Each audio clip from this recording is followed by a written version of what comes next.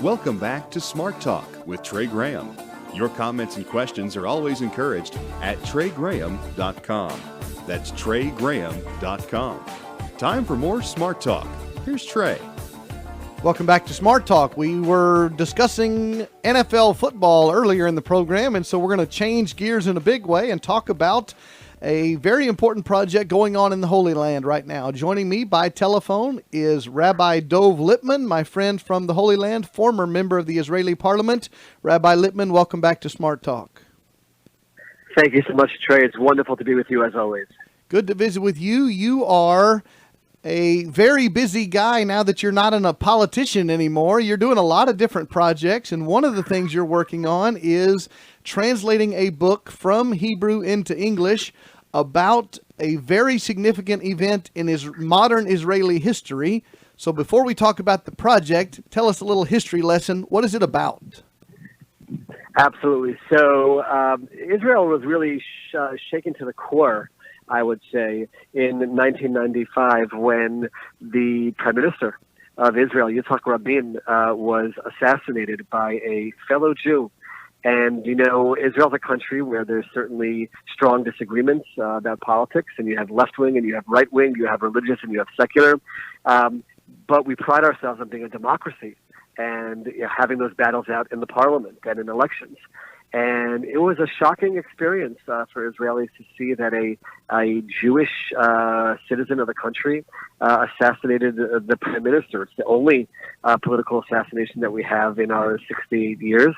But it's certainly a moment which has to be cause for reflection as a country, as a Jewish country, as a people who seek to be spiritual, to figure out, how did that happen, that someone actually violated the most basic commandment, that thou shalt not murder, thou shalt not kill. And it really threw the country into that kind of reflective mode to try to figure out how to make things better. And so just 21 years ago, this incident took place, and it was an assassination for political reasons. Give us a little insight to why the murderer, was so angry at the Prime Minister, Yitzhak Rabin. So this happened in the wake of what we call the Oslo agreements, where the Labour Party, which was the ruling party in Israel, moved Israel to make concessions to the Palestinians and the establishment of the Palestinian Authority. And there's certainly the right wing in Israel that were very against those moves, and there was a heated political debate about this. And I certainly, as someone who's religious and spiritual, recognize the problem with giving up lands in the land of Israel, even if for the sake of an agreement. And we can have a whole separate discussion about how I, as a religious person, view that and whether I'm supportive or not. But this religious person felt that these are lands that were given to us by God, and it was wrong for the Prime Minister to be involved in negotiations. And when he saw that things were moving forward, he took the step of actually killing the Prime Minister. And the important point here is the average Israeli would not have done such a thing, even those who were against it. But there was an environment in the country leading up to the assassination where people were saying very horrific things about the Prime Minister. And that was happening in the masses, in the tens of thousands, people calling him a traitor, people comparing him to Hitler, people comparing him to the worst of villains in the history of the world. And that's the environment which allowed one extremist to go and actually act and actually go and kill him. The assassin's name was Yigal Amir, and what Rabbi Lipman is telling us is about an event that took place in November of 1995 in Tel Aviv, when the Prime Minister of Israel, the leader of the government, Yitzhak Rabin, was murdered by Yigal Amir. Dov, you weren't living in the country at the time, but obviously you were connected to the land. And talk about something you described earlier, how emotional this was. This was a heartbreaking event for a Jew to murder a Jew, a religious Jew to violate the commandment of thou shalt not murder. Talk about the emotional turmoil this put the country in. So essentially, people, whether they were right-wing or left-wing, religious or secular, were shocked by this. This is so not the way we're educated, so not who we are as people of the book and people of faith. And for me, living in America, I sat looking at the television screen in complete and total shock that something like this could happen. How could it happen that we reach a point where someone would actually violate that commandment in the name of religion? It was something which was very, very startling. And I've now discovered through the efforts of translating this book that there actually were people who were so angry about it that they wanted to actually kill the assassin himself, something which Americans aren't foreign to in terms of, the assassin of John Kennedy then being shot by Jack Ruby. This was something where people in Israel were actually so emotional, so angry at Yigal Amir, at this assassin, that it actually led them to actually think that they should carry out another murder and kill the assassin. So it gives you a sense of how angry, how upset, how sad, how emotional people were about this assassination. My guest on Smart Talk right now is Rabbi Dov Lipman, joining us from the Holy Land. He is working on a project to translate a book from Hebrew into English, and the book concerns this assassination that we've been discussing. When the Israeli Prime Minister was assassinated in 1995 by a fellow Jew, and you have collaborated, Rabbi Lipman, with a man named Dvir Kariv, who was behind the scenes but very involved in the story. Tell us about Mr. Kariv. So Dvir Kariv was an agent in the Israel Internal Security Agency called the Shin Bet. He was very involved in trying to prevent an assassination from happening. He was trying to make sure that any extremism that was happening in the country would not lead to an assassination, which they very much feared. And then the worst of their fears happened, and the prime minister was assassinated on their watch. And Dvir was actually in the room with the assassin in the nights and days following the assassination. He was with him in prison cell where he was being held and being interrogated. And Dvir was so upset seeing this person who was being given coffee, being given his food. Israel does not have capital punishment. He was going to be alive the rest of his life, even if he's going to be in prison. And Dvir saw him how he was happy about what he did, and he felt that he did something righteous in killing the prime minister. And Dvir actually made the decision that he is going to kill Yigal Amir. He's going to kill the assassin. And the book tells the story of how Dvir went through the steps, first of all, of deciding that he had to do it. He felt it was the right thing for Israel, that he should kill the assassin. He had the easy ability to do so. He had his gun with him. He's in the room with him. And it goes through all of the emotions that he went through. What is the right thing for a Jewish state? Should I kill him? Should I not kill him? And then ultimately the final decision that he makes and why he makes it. And the process of this story, for any of your listeners who love Israel, who care about Israel, who want to understand Israel more, seeing this process that Dvir went through in terms of making this decision, what to do in the situation, really gives someone an insight into Israel, modern-day Israel, Israel as a Jewish and democratic state, and what the true core values of Israel ultimately are. We're going to talk more about this project and how you can help with it in just a moment. Rabbi Lipman is describing for us a book about the assassination of Israeli Prime Minister Yitzhak Rabin. If you go to my personal Facebook page, Trey Graham page, or the Smart Talk with Trey Graham, our show Facebook page, you can find a link to this important project that Rabbi Lipman will describe for us in more detail right after this break. This is Smart Talk with Trey Graham. You can learn more about Trey and his ministry at his website, treygraham.com. That's treygraham.com. Well, don't go away. There's more Smart Talk with Trey Graham coming up in just a moment.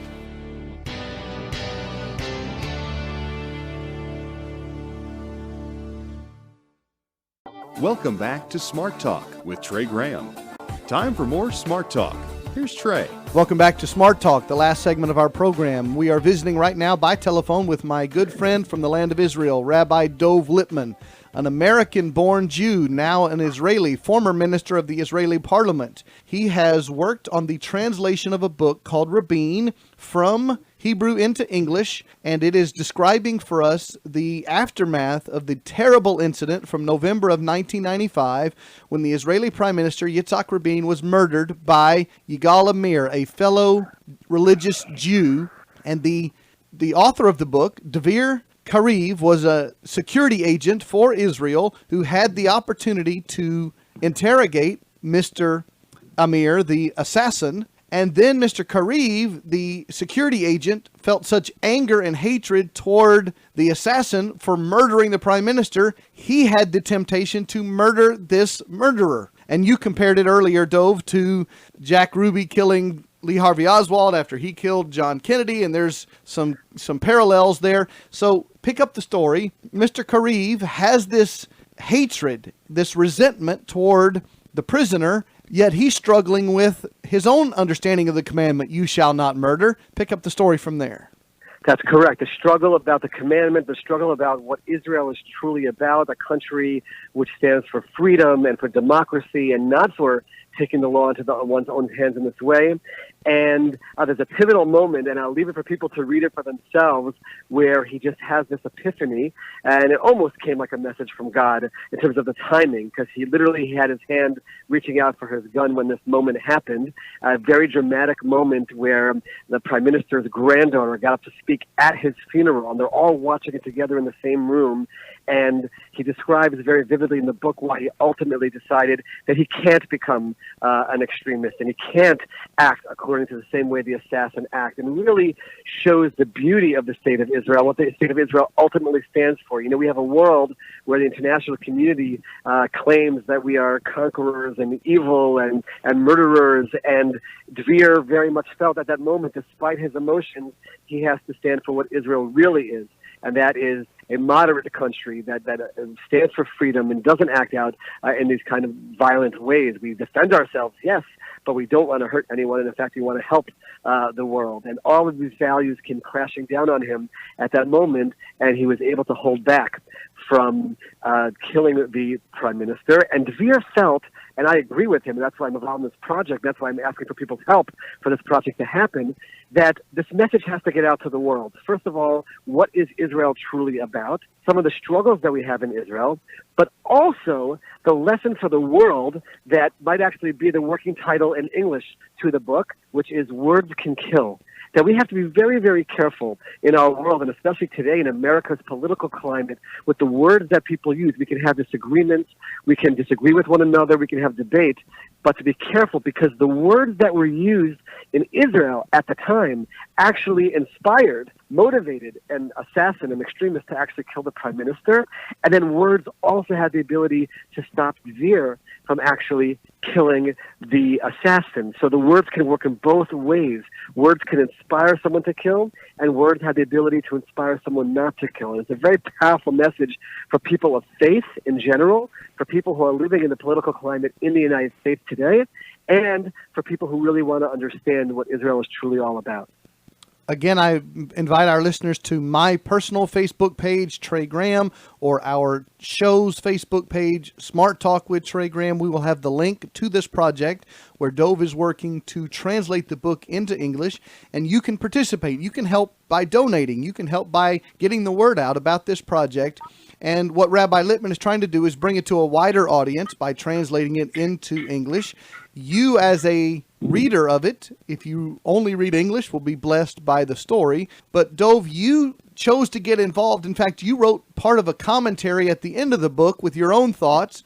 You could have been just a translator and not a participant. Why did you get involved personally? As someone who grew up in the United States of America and cares deeply about my country, I'm nervous about where things are headed as we see the extremism creeping into our country in America as well. I've been there during these election campaign, and I'm not talking at all about the merits of one candidate or another. I'm not involved in American politics, but on both sides, coming from all campaigns, we are hearing a kind of talk which scares me. And I felt it was necessary to write a chapter which describes some of that extremism that we're seeing. Some of the extremism, by the way, which led to the assassination of President Kennedy. I talk there about some of the extremism going on in the Palestinian community today, which inspires teenagers to come into Israel and to kill innocent Israelis. This is a value which all people of faith have to share. King Solomon himself is the one who said that life and death is in the tongue. We have to recognize that, and hopefully America can wake up somewhat from the message of that chapter, recognizing the link to the assassination that we experienced here in Israel. And I really felt it was critical for that message to be shared. And I'm so thankful to you for giving me the chance to ask your listeners to be partners in this project. And by the way, when they donate, they can actually get a copy of the book. This is a Head Start project, so people are just helping us get this off the ground. So but their donation itself can actually serve as the purchasing of the book, and you'll see all the options on that link on that site. So I feel that all of us share those values. Trey, I know that your listeners share the spiritual values that we share here, certainly share the love of America, the essence of what America should be, and love the state of Israel. And the messages that we're trying to share are really being careful, being cautious, and learning what's necessary to save the essence of both of these wonderful democracies. And the last topic I want to discuss with my rabbi friend, Dov, you and I are personal friends, and we share a love of God and a love of the Bible, you as a rabbi, me as a pastor, yet we have differences, but we're able to talk to each other freely. We're able to communicate and share and compare ideas and debate. That's the kind of dialogue you are looking for on a macro level that we share on a micro level, correct? Absolutely. This is something which I believe, especially between the people of faith in the United States and all the people of faith here in Israel, that we have to be able to have that dialogue. We have to be able to have those friendships.